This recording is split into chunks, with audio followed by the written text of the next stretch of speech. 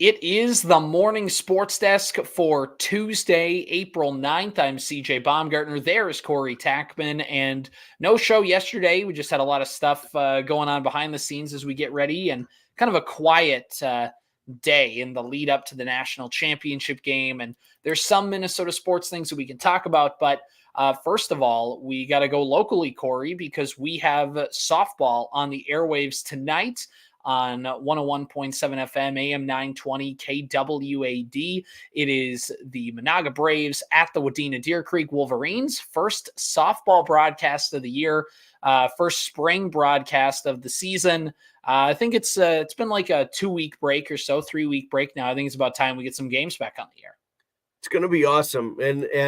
And pretty darn close to a perfect afternoon, I think, for softball. It might feel a little damp. It might, if the wind decides it wants to pick up a little bit, you're going to feel that the wind off a snow pile somewhere, or that cold puddle that's just tucked into a corner in a shady spot, But generally speaking, I think it's going to be about as good of an afternoon, I think, for softball as you can possibly get. And CJ, this is kind of I would suspect, from our standpoint anyway, a pretty nice matchup to open the season, especially if you look at the trends of each of those teams from a year ago, right? Menahga in the state softball tournament, Wadena Deer Creek kind of an up and coming season a year ago.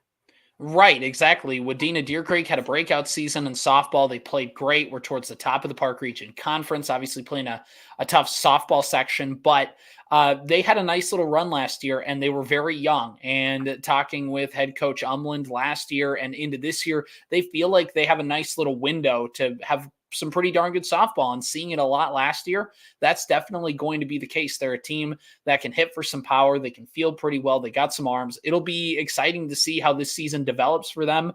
But yeah, it's going to be a good one, because they're going to play Menahga, who's back-to-back Section 5A champion. So they've made 2 trips in a row to the state tournament. They didn't really graduate a ton from a year ago, so a lot of their pieces were still young, and they feel, there's no reason why they shouldn't be contenders again to try and get to the state tournament. So it'll be a really fascinating game. And again, just good to get softball back on the air. 2 teams that have some juice going with spring sports. And, Corey, as spring sports kind of go, there, you can always tell with some schools where it's like, you don't really think that your spring sports team is going to be very good. And maybe, you're just trying to maybe limp out into the school year, especially once the weather starts getting nice. You can tell that with some teams, but when you get 2 teams like we should have today, where they have some expectations for those teams, the vibe is different pre-games and during the game and in the stands. It's just a different atmosphere. Would you agree? Totally different atmosphere, and the energy just you can tell how a team feels about itself, generally speaking, by how they take infield even. Right. Like it is pretty apparent. There is, even if you get there early enough and you see some of the pregame, this comes from our perspective where we don't get to see everybody day in and day out. Obviously, if you're a fan of a particular team, you're going to see those sorts of things. But, you get there and you're like, oh, this team plays catch. Like the ball snapping around. I can hear gloves popping. Even they're just playing catch. And it's organized business. And and then all of a sudden they take infield, and it's really snappy. It's not that it's mistake free, which is of course every coach's goal, but there's just something snappy about it. If there is a mistake, you just know to get out of the way because the next ball's coming for the person behind you or whatever. We just move on. There's a fun that's not, you can't tell those sorts of things always in basketball, right? I think in basketball, sometimes players sandbag a little bit, right? It's casual, the layup line, not the coaches want it this way. It just compared to normal pace of play, right? The layup line's a little more casual. You're shooting around. Guys are just trying to find their feel. Baseball and softball, especially come infield time, it's like that actually is when the game starts, when we're taking infield. We're getting ready right now. And yes, we both know teams sandbag and infield a little bit too, which is fine. But that doesn't take away from the from the pace and the energy of it. Right. You may like not make that throw from right field to home plate as hard because you want the other team to think, oh, we can run on this guy. You Sure. may think that, but the way you, like you talked about, the way you go about it, you still treat it like a business thing. You're not out there like just casually throwing it in. So yeah, there is a difference, and I hate a lazy infield. It just makes the blood boil. It's awful. It's not the mistakes. I mean, obviously you don't like mistakes, but we can get over that. Mm-hmm. Get them out now, I guess would be my philosophy. But that, like, where are we throwing it? Where's your cutoff? What's we're going to? Where does it go? Why are you throwing it over the cutoff guy's head for the third straight time? Like, what are you doing? Nuts. Drives me nuts. It's one of the lost things, and it's one of the I know that some colleges still do infield outfield, but it's a thing that makes it feel uniquely high school, is seeing an infield outfield done properly. And this is going to be our old school back in my day, whatever take. But I think it's universal. Seeing a team do a good infield outfield is important. And the thing about warm-ups in basketball and football and volleyball, you're both doing your warm-ups at the same time. When it comes to baseball, softball, you get to watch, you're like putting on a show for the other team, and they get a chance to go and watch you, and you get a chance to set the tone. And like you talked about, if you're the team in that dugout and you're watching them do it, you can tell, like, if you see guys not taking it seriously, you know that, hey, we can do some things today. It's like you talked about it, the game begins in a way. It's that little sneak preview to when the actual inning begins. When that huddle happens, and then everybody peels off to their positions, if there isn't like not a race, but you know what I mean. That peel off better be crisp. I know that's ridiculous, and it's very I know we're talking about baseball and softball. It's a very inside baseball thing. I understand that. But if that isn't crisp and people aren't getting to their spots and ready to roll and smoothing out those clumps of dirt at whatever in their infield spot, and getting ready to, I'm out. I'm out. It drives me crazy. Nothing makes a coach more insane than you screwing up infield, outfield. Whether you're just not making the plays or whether you're just goofing around out there, nothing will make a coach want to yell at you more than doing that in almost any situation. So anyway, 4:15 pregame, 4:30 first pitch from the WDC softball field this afternoon. Obviously, weather pending, but I think everything should dry up today. That sun's starting to poke out now, and we should be on for some softball, which should be a good one. You can listen on 101.7 FM, AM 920, KWAD, or online at WadenaRadio.com/KWAD. All right, Corey, let's talk a little basketball brackets. The national championship game was last night. My bracket was terrible, Corey. Terrible, no good, very bad. But I predicted UConn would go back-to-back, so I'm leaving with something. That's all it took for you. And that's all this is. We talked about it at the beginning of the tournament. It doesn't matter what happens on the first day. If your Final Four and your championship are in good shape, you're going to be fine when it's all said and done. My Final Four was decent.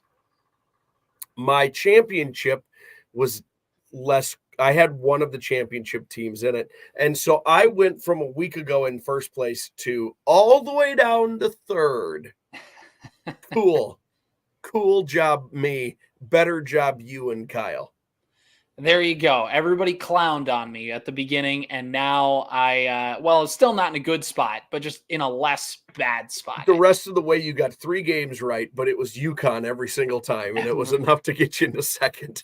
It was enough to get me into second. So there we go. Kyle, by the way, has made a point to let us know that the wrestling guy took first place in the basketball tournament. So yeah, well, he's old. He's just, older and more experience or whatever. Or lucky, who knows? Let's take a look, Corey, at the listener contest, because those guys had a chance to win something. Looking in first place, our winner is Corey Wilson with 150 points. He, of course, had UConn winning it all, which put him over the top. There was a bit of an effort from a couple people, one of whom had NC State, but them going down on Saturday eliminated any hope of that. And Corey Wilson had the first place bracket and the second place bracket with 140 points. In a tie for second place was Jeremy Dukowitz, Kyle Gelsine, and Ron Wanis with 140 points, all tied up there. In third place, it was Ron Wanis. I'm just here in case, so everyone knows that I got Ron's back. That's all. Paul Mattoon, 138 points. Patrick Dunn, 138. Bill Musso, 138, all tied for third. Some pretty good brackets, because if you look at the points for Kyle's and my bracket compared to some of these, they did pretty darn good. So overall, that's our Basketball Mayhem 2024 Bracket Challenge, brought to you by the Liquor Depot and Staples. Corey Wilson wins the $100 gift certificate to the Liquor Depot. Corey, any closing thoughts as we wrap up this year's Bracket Challenge? Corey pretty much dominated. The entire way. Pretty much, I think at the end of, he wasn't on top of everything, I believe, at the end of the first day. But by the end of the first weekend, he was winning. He was out on top the entire time. So kind of a front to finish for Corey, which is awesome. $100 gift card or gift certificate or whatever to the Liquor Depot and Staples. And then obviously thanks to the Liquor Depot for being a part of this. They've been a part of a lot of the sports stuff we've had going on here, including the Pro Football Challenge with the picks every single week, a big part of that, and be a part of March Madness too. We love having them on board. Jim and the gang at Liquor Depot do an awesome job. Yeah, it's awesome. We appreciate their support in that, and we look forward to our next challenge, which is likely going to be the NFL Pick'em, which comes up, in about like 5 months or so. So if we can hang on until then, I think we're sitting in pretty good shape.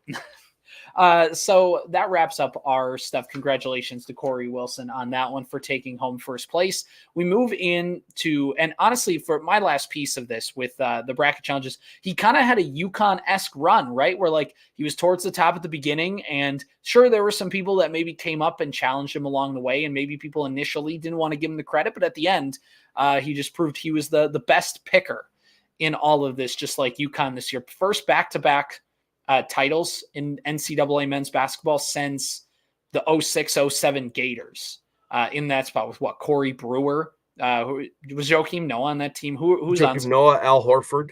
Mm-hmm. And there was a fourth whose name I can't remember right now. Right. I mean, they were just stacked. That was awesome. That was in an era where everybody coming back was like a big deal because they all were going to be drafted, and they all were like, you know what? Let's come back for another year and win the national title. And they did. And that doesn't happen in college sports just because of the chance to get the bag sitting right in front of you. They all came back, and let's be honest, they were at Florida. They were getting the bag regardless at that time. Allegedly. Allegedly, he's doing a lot of lifting here, but yes, allegedly. So yeah, that's a cool achievement for UConn. And I mean, there's that program since 1999 has won 6 national titles, which is insane. I've always liked UConn, and I know the genesis of it too, and that is I was a little boy in South Central Minnesota who loved to go to state basketball tournaments every year with his dad, and I fell in love with Khalid El-Amin in Minneapolis North. And when I found out that 5'8" little pudgy guy was going to go to UConn and be a part of that, and so for that, I've always kind of been on the UConn men's basketball bandwagon. I have to be careful how much I talk about UConn and Khalid El-Amin in Minneapolis North, because I understand also who they beat in some state tournaments in the early to mid 90s, regionally speaking, and how important those basketball teams were to Central Minnesota. But I loved those teams as well. Like I said, I just happened to love that pudgy little point guard for Minneapolis North. They were so fun to watch. And it was cool. Like that guy, Khalid El-Amin, ended up playing for the Bulls for a little bit and playing in the pros.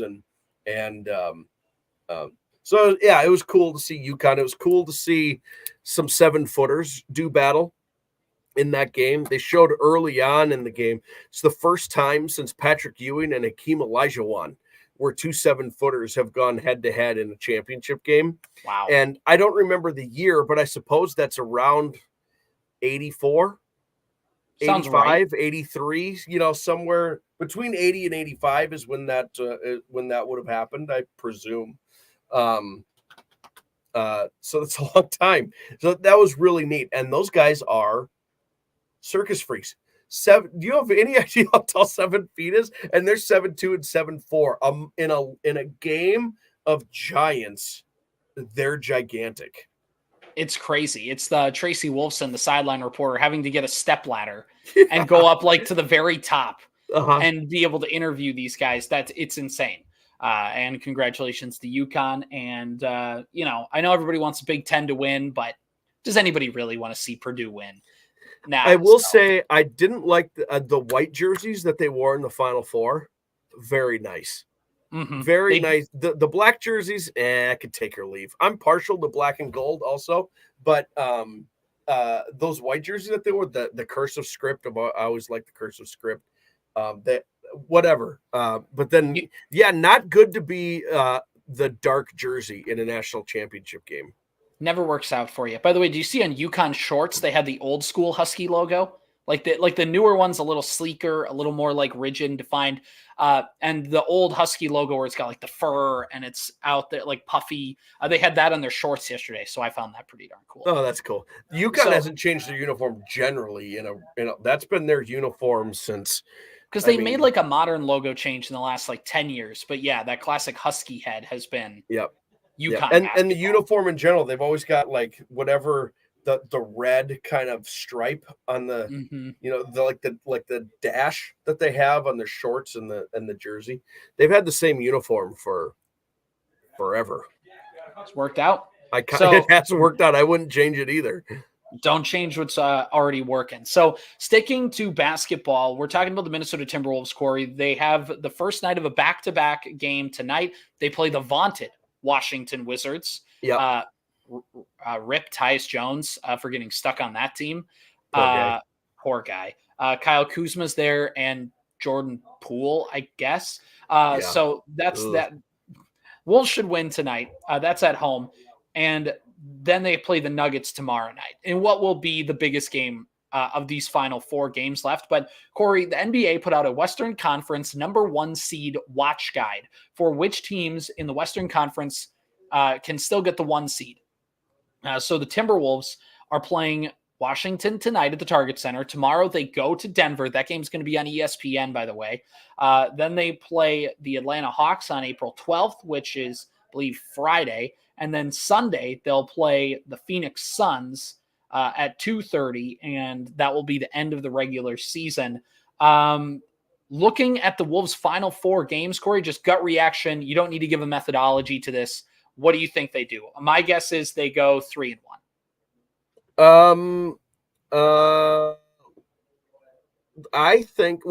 I do think tonight's game is going to be weirder than seems obvious because tomorrow night's game is so important. Mm-hmm. So, Rudy, I don't know. I'm guessing. Maybe maybe they've announced, but like, does Rudy play tonight? Probably not. Right. This is like going to be another one of those. Does Conley nights. play? Does Conley play? Probably not. Is Ant going to be engaged? Probably not. So I think this game could be weirder than. Like when you look at the box score, you're going to be like, whoa, what the heck happened? But when you watch, you go, this is not an obvious win because it's a back-to-back, and tomorrow night they play the Nuggets in Denver. Rough. But I think they win. Where's the Hawks game? That I believe is in Atlanta, but let me double check. And then you might as well check Phoenix while you're at it. Where the Phoenix? I believe that one is at the Target Center. So the Wolves play. Their only road game left is the Nuggets, from what I'm seeing. So they have 1 road game left at Denver. Okay. The rest are home. Let's call it and then they play. So they play Wednesday, Denver. When's the Hawks game? Friday, 7:00. and then a Friday, Saturday to close out the season. It's a Sunday game at 2:30. Friday, Sunday. So let's go with a win against the Wizards and a win against the Hawks. Yep. I mean, boy, I think here's the thing. I don't think Denver cares. Yeah, I get where you're going with that. Now, not that they're not going to have everybody out there, but like Jamal Murray's been hit or miss on if he's going to play. I think he didn't play most recently. Yeah, and they had a bad loss to the Clippers. And then a bad loss to the Clippers. So, but I don't think they care either. Like they're going to be one of the top 3 seeds. It's going to be less important to them. I think the Wolves are really going to get up for that one. Mm-hmm. So let's say a win in Denver. I also don't think Phoenix cares. So I think the Wolves should go 4-0 over their last 4. I think the Wolves care much, much more about setting a standard. I agree with you. I think that Denver, because they're the defending champs, they're like, we don't need to prove anything by getting the 1 seed. Like, we're just going to do our thing and we want it, but like, we're not going to go out of our way to get it. In Denver's final 4 games, they go to Utah tonight. Then they have a back-to-back by playing the Wolves in Denver. And then looking at the remaining schedule, they play San Antonio and Memphis. I believe both of those are in Denver. So, well, even if they don't care, they're winning. The Wolves game is the only game they need to get up for at this point. Correct. And will they care? Will they, maybe, because it has been a little weird at stretches for them, but it's not like it hasn't been weird for the Wolves in stretches either. So, right. They're definitely beating the Spurs. They stink. The Spurs and Grizzlies games are both on the road. So the Nuggets' final home game will be the Wolves. Sure. Yeah, I don't know, man. Maybe they care a little more then because it is the final home game. But, the Spurs stink and Memphis stinks. Yeah. So there's no, I think maybe the better question is, do I feel better about the Nuggets or Wolves going 4-0 over their last 4? I probably feel better about the Nuggets going 4-0, don't I? I was going to say at that rate, it might be Denver, just because the fact of that Phoenix game. And I know the Wolves, they just played Phoenix last week, and Phoenix is a team that feels like they're prepping for the playoffs and trying to make their run and could be kind of a sneaky team with their seeding.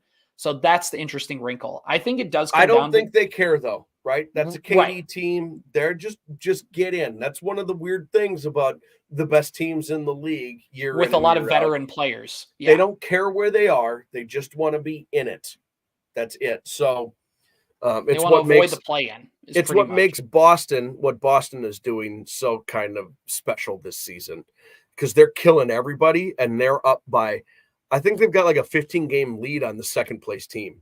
Yeah, which is Milwaukee, and Milwaukee just doesn't care. Mm-hmm. They also are not that. They're weird. They're also a very weird team this year. The East is very strange this year. Anyway, that's my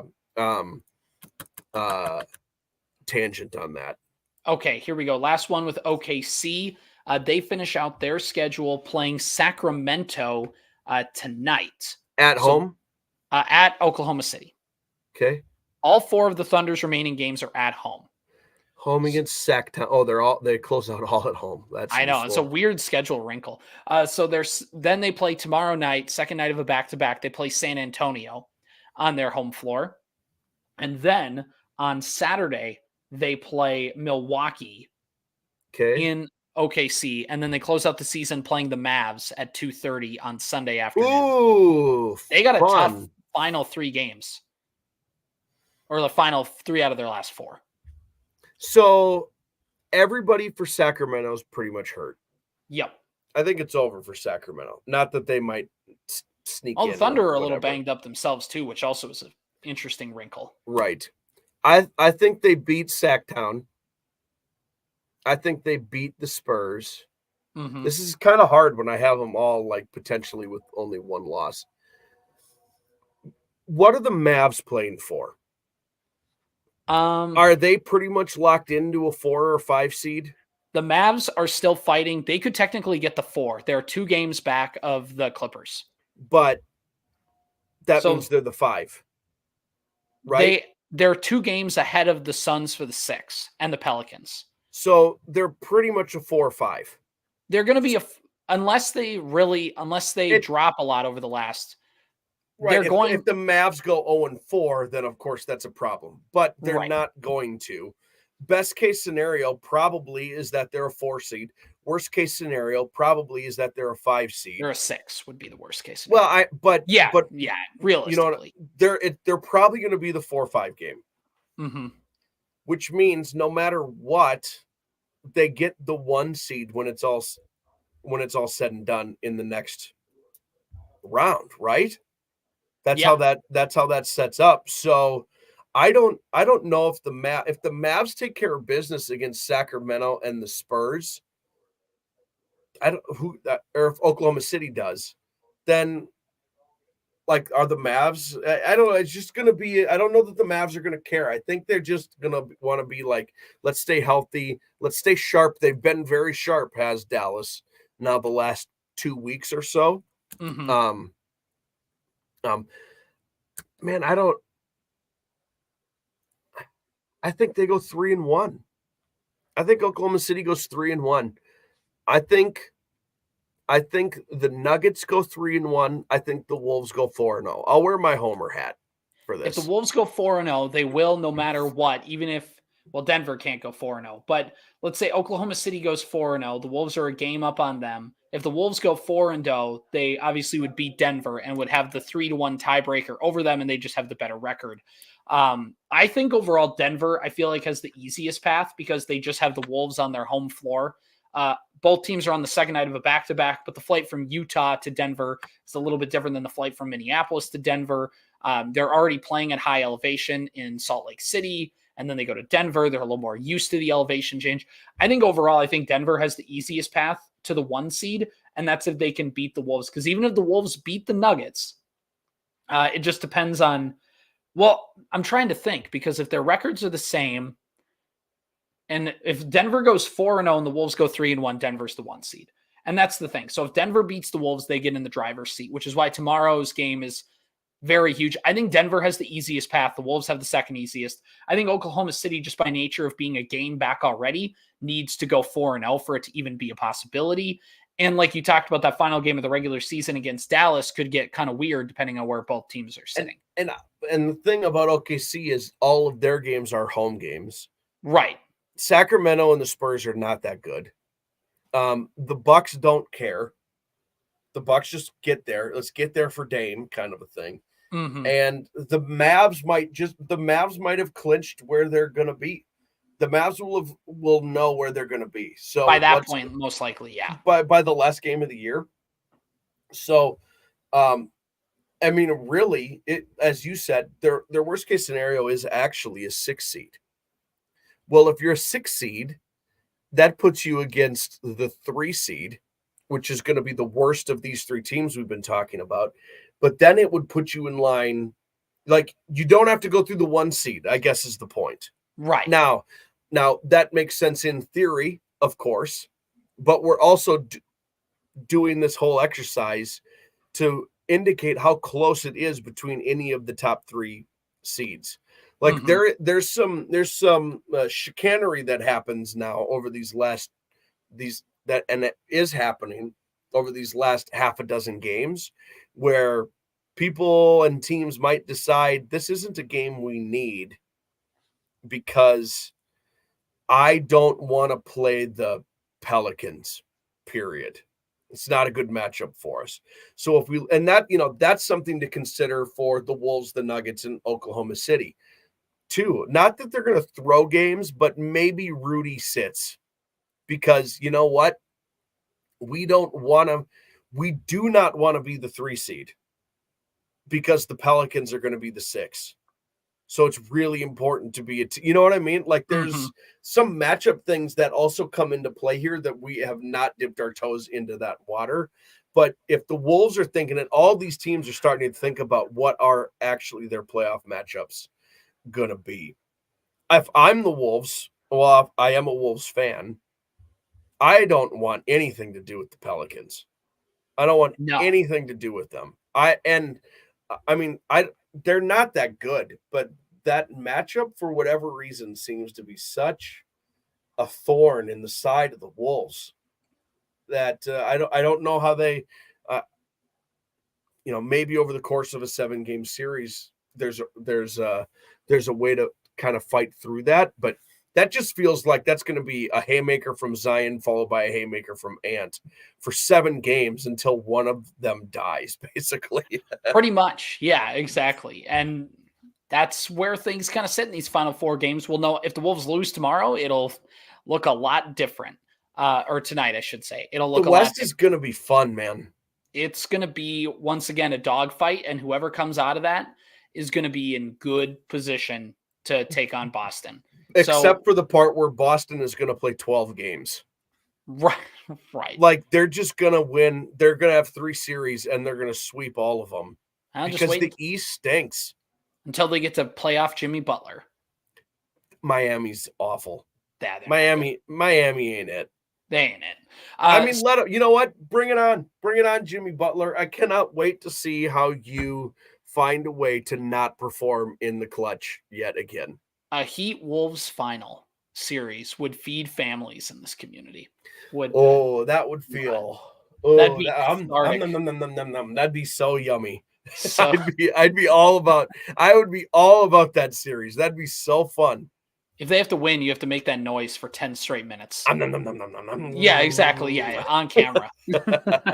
I also, can you imagine the saddest anyone could be? The saddest situation in this entire playoffs is the Timberwolves losing to Miami in the finals. Oh, I don't think it'd be the saddest, because I think that at least they get to the finals, so at least you'd kind of go with the fun run. The saddest person might have been Tom Thibodeau, who will get eliminated probably in the first or second round with the Knicks. I got nothing for that guy. All right, one last thing. Let them get swept. That'd be great.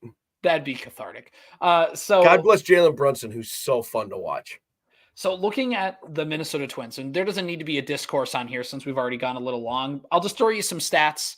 We're going as long as we want, CJ. This is the internet. There's only so much longer we can keep people engaged, Corey, with talking about Timberwolves fan tears. We're at the 32-minute mark. We lost them 31 minutes ago. All right, here's a few quick stats, and then I'm done. The Minnesota Twins, fewest total hits through the first 8 games of a season. They had 48 hits in 2022. The Twins have 47 hits through their first 8 games of the season. No other Twins team has ever had fewer than 50 hits through 8 games. That's not great. They only have 4 home runs all year. They are 0 for 24 in their last 0 for 24 in their last attempts with runners in scoring position. The pitching has been fine. It's not been like lights out. It hasn't been awful, but it has been good enough to win you games. And the offense has they strike out a bunch when they hit the ball. They hit it right at people. It feels a lot of very early 2023 season for the Twins. Now, last year they were able to overcome that. This year, the Guardians and the Tigers both are off to much better starts than they both were a year ago, which means that margin for error is shrinking. The Twins had a lot of it last year. They don't necessarily have that this year. Corey, how panicked should we be? What's their record? The Twins, they are 3-5. 3-5. So a couple clarifying questions before I answer that. They have 47 hits through 8 games, which is the worst in franchise history. Yeah. It's worse than the team that went 0-11 to start the year. Yes, that was more of a pitching thing, but yes. It still is. That's my question. It still was the case. Yes. That's the part I'm trying to figure out. Okay, so obviously we don't like that. No. But can you imagine if they were 0-8? Can you imagine if you're 1-9 like the Miami Marlins? If you are 1-9, if you're 0-8, if you're whatever, it's done. You're done. And that is, you can't win the division in the first 8 to 14 games. But you can lose it. And it's important to note that everyone still resoundingly thinks that the Central Division stinks. Yeah. Do we like this trend? No. Are we panicked?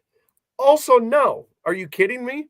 There's 156 games left, which is a decent perspective. Now, I would like to clarify that and qualify that with the problems that they've had over the first 8 games are problems that have reared its ugly head in the entire whatever era this is of the Minnesota Twins.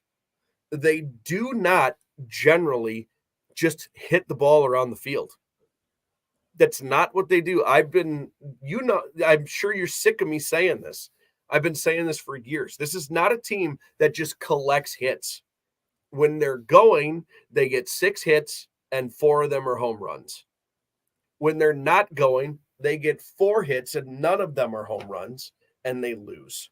That's not a big difference. So this is not a team that just hits the ball to hit the ball. That's not that's just not what they do. And part of me continues to be frustrated by that, CJ, and a part of me also needs to be like, get over it, Tackman. How long has Rocco been the manager? How long have Falvey and Levine been in charge of this? Like, it's been that many years. I probably need to get over myself a little bit and understand that that's just going to be the way it is. But it is the truth no matter what.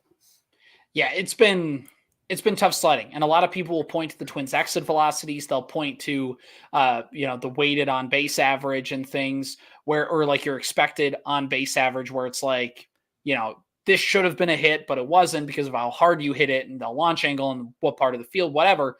That's great, and I get baseball as a process over outcome sport. Like, you need to be able to roll with that and hope that things turn around, but it's just not a great sign, especially when they've been 1-5 in their last 6. I think that's the offense has just felt lifeless. Like, everybody can look at the numbers, but you watch this offense and you just see them hit. And you see the way that again, it's not so much a talent thing as it is an approach. And I'm not even talking about where it's like where they're trying to hit the ball. It's more of like watch how they take at bats. They're a team that tries to work deep into counts, which is a fine strategy. I'm not saying that that's in and of itself flawed, but when it's not working, you have a tendency to see too many pitches, which means you're constantly down 0-2, 1-2, 0-1. You're always behind in the count. And in baseball, starting a count 1-0 compared to 0-1 is like an 100-point difference in batting average. And I'm not saying, and there's some times where they're over aggressive. And you could look at a Byron Buxton swing and see that. But generally speaking, they're a team that likes to sit deep in counts. They're a team that likes to do that. And when it works, you rack up the pitcher's pitch count. You work on them. They're trying to play the long game with it. But when it's not working and you can't take advantage of mistakes, the Twins have seen more sliders than any team in baseball throughout the first 8 games. Their teams are throwing the Twins frisbees. They're not allowing the Twins to see fastballs, which is what they're trying to key in on. And that's why you work the count, is so that way you force him to throw you a fastball over the middle. And they just haven't been able to execute that and make that work. Even on the pitches that you think you can do something with. On Saturday, Ed Julian, who's a good, I think he's got a good vision, but can get very passive. And he took a pitch that was not even close to being a ball on a 3-2 count and got rung up for strike 3 with runners on base. And it's like, you can't get passive and you can't be willing to do some of that. If you see a pitch over the plate, you need to be able to take advantage of it. And that's not even a process thing. That's not a position. That's just it's just on the player to be able to hit a pitch over the plate. Yeah, it's a weird, an interesting trend, I think, in professional baseball of, I guess the best way to say this is how most people grew up playing baseball is, you're ahead in the count. You have maybe it's 2-0, maybe it's 3-1. Even on that 0-0 pitch, every coach says pick a spot, hit your pitch. And what hit your pitch means is if you're left-handed and you like a fastball down and in, if the fastball isn't down and in, you don't swing at it. Mm-hmm. Right? This is your opportunity to do some damage. Even if it's a fastball up and in, you let it go because that's not the pitch you're looking for in that particular moment. We're trying to do some damage and shoot a gap or whatever it is. But when the count is against you and you have 2 strikes, you're down 0-1, you're down 0-2, 1-2, whatever it is. Now it's about you don't have the opportunities anymore to be picky, right? The only thing you have is the whole plate to cover, and just like, maybe I can get lucky and this pitcher will make a mistake to me and I can demolish it, but mostly let's just hang tough. That's the baseball that we grew up with, and most people I know grew up with, because we did not get the chance to play high-level baseball. What it seems like at the Major League Baseball level right now is it doesn't matter the count and it doesn't matter the situation. Guys and the Twins are looking for that 2-0 pitch on every pitch. They're looking for one pitch, fastball, middle in, and they're hoping to drive it.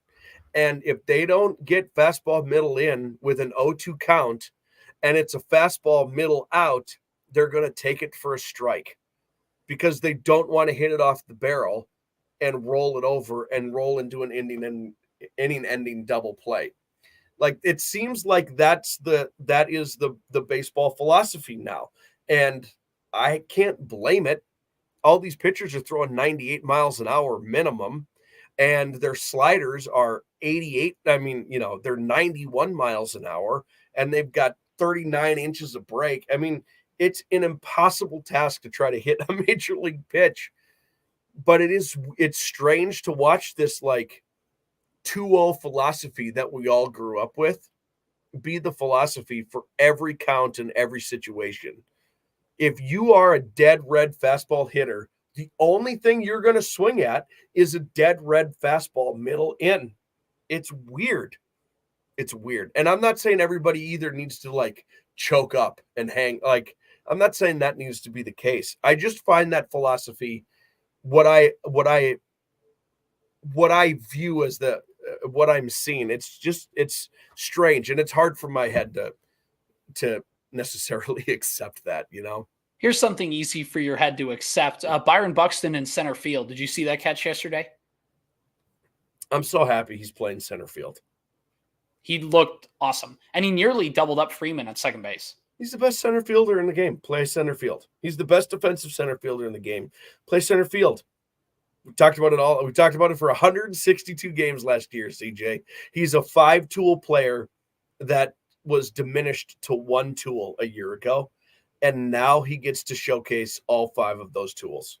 That's what it's insane. It's insane that he doesn't get the chance to show that he didn't, and it makes me very happy. The purist in me that just got done complaining about philosophies and hitting appreciates Byron Buxton in center field immensely. Buck, yeah. That's where we're going to end things here. It's the Morning Sports Desk for Tuesday, April 9th.